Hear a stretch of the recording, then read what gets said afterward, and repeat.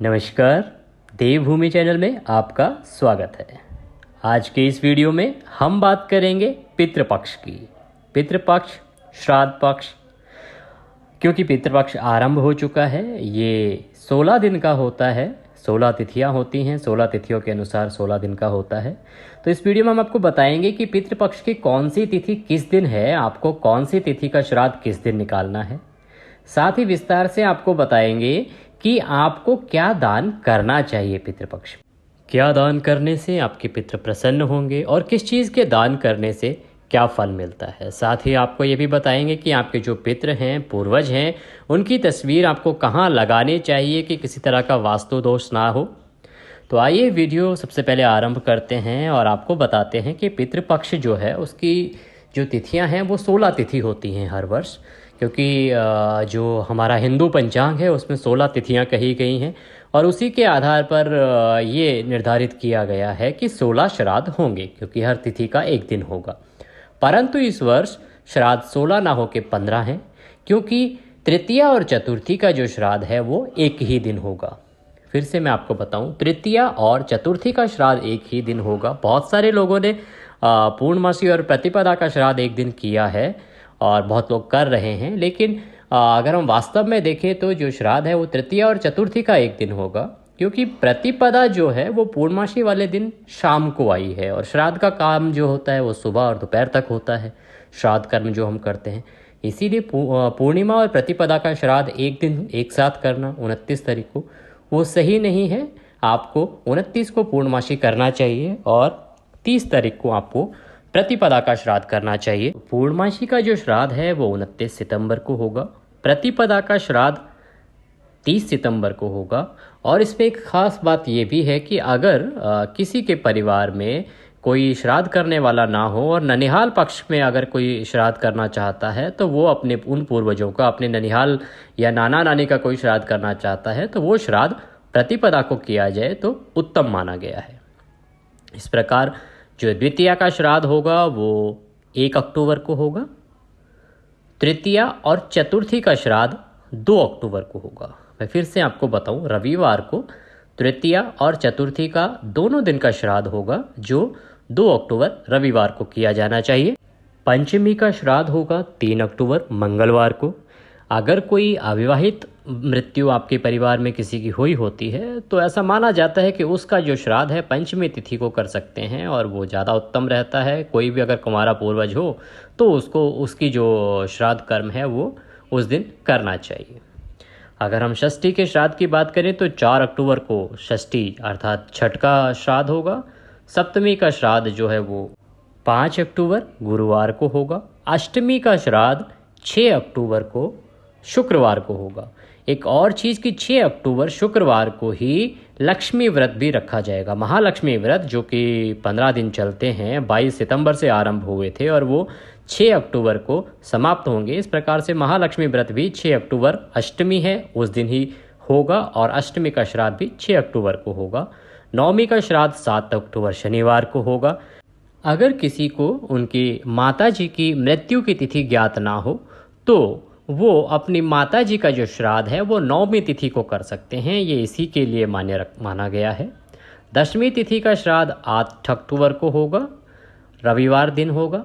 और एकादशी जो तिथि है उसका श्राद्ध 9 अक्टूबर सोमवार को। मघा श्राद्ध 10 अक्टूबर 2023 मंगलवार को। द्वादशी तिथि का जो श्राद्ध है वो 11 अक्टूबर बुधवार को होगा। अगर किसी सन्यासी की मृत्यु हुई होती है तो उनका जो श्राद्ध है वो द्वादशी तिथि को किया जाता है, ये इसके लिए समर्पित तिथि है। त्रयोदशी का श्राद्ध 12 अक्टूबर गुरुवार को होगा। कभी अगर किसी बच्चे की मृत्यु हो गई होती है और उसकी तिथि ज्ञात ना हो तो त्रयोदशी तिथि जो है उसके लिए मान्य है। अगर ऐसा कोई सिचुएशन बनती है तो उसका श्राद्ध त्रयोदशी को किया जा सकता है। चतुर्दशी तिथि का जो श्राद्ध है वो 13 अक्टूबर को शुक्रवार को होगा।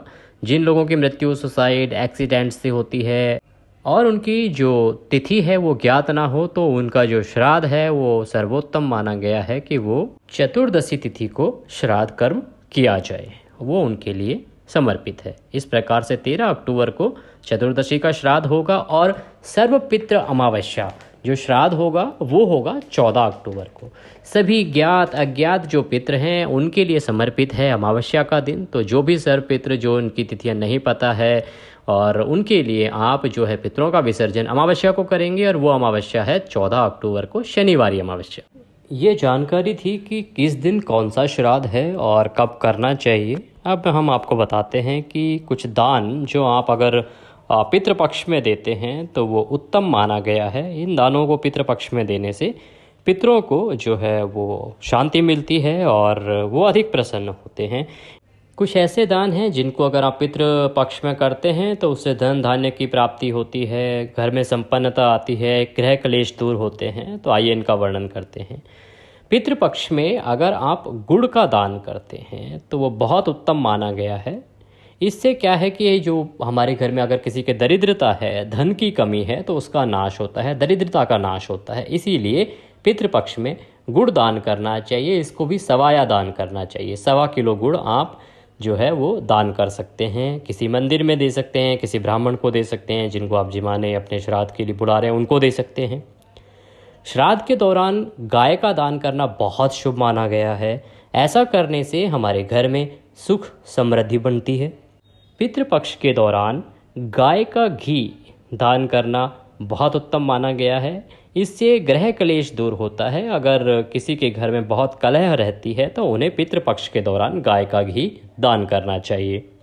पितृपक्ष के दौरान गेहूं और चावल का दान करना चाहिए, क्योंकि माना जाता है कि सभी कामों में इससे सफलता मिलती है। ये बहुत उत्तम है। आप अगर कोई काम करना चाह रहे हैं और बार बार असफलता मिल रही है तो आप पितृपक्ष में गेहूं या चावल का दान कीजिए। इससे आपको अपने कामों में सफलता मिलेगी। पितृपक्ष श्राद्ध के दौरान सोने का दान करना भी बहुत शुभ रहता है। अगर आपके सामर्थ्य है और आप काम ऐसा कर सकते हैं तो ऐसा करने से घर के लड़ाई झगड़े, घर में अगर किसी तरह का वास्तु दोष है तो वह समाप्त होगा।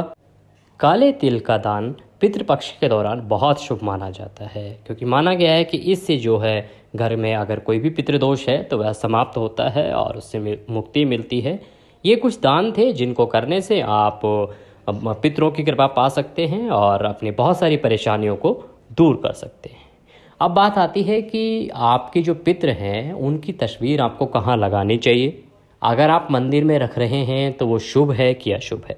सबसे पहले तो अपने पितरों की तस्वीर कभी भी मंदिर में भगवान के साथ ना रखें, यह सही नहीं है। उनकी तस्वीर भगवान की तस्वीरों के बीच में नहीं लगानी चाहिए।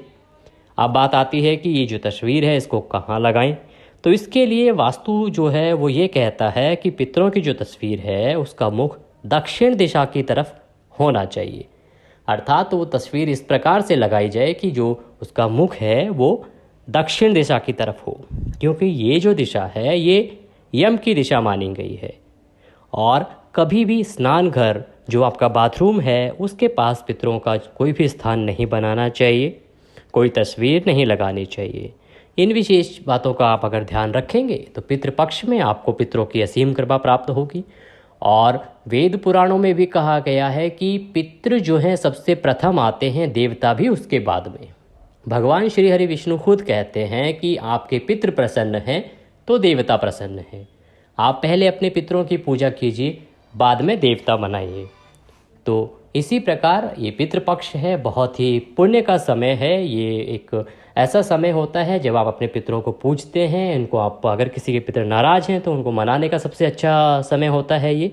तो अपने पितरों की पूजा कीजिए, सेवा कीजिए, उनको प्रसन्न कीजिए और उनके आशीर्वाद से आपके घर में किसी तरह की कोई कमी नहीं रहेगी। धन के भंडार भरेंगे, आपको सब सुख सुविधाएं मिलेंगी और किसी तरह की परेशानी आपको छू भी नहीं पाएगी। पितृपक्ष से संबंधित या कोई और जानकारी आप हमसे पूछना चाहते हैं तो कमेंट करके पूछ सकते हैं। ये जानकारी थी कि कौन सी तिथि का श्राद्ध कब है, क्या आपको दान करना चाहिए और कहाँ पितरों को स्थापित करना चाहिए। अभी के इस वीडियो में आज के लिए इतना ही। अगली वीडियो में फिर होगी आपसे मुलाकात। तब तक के लिए नमस्कार।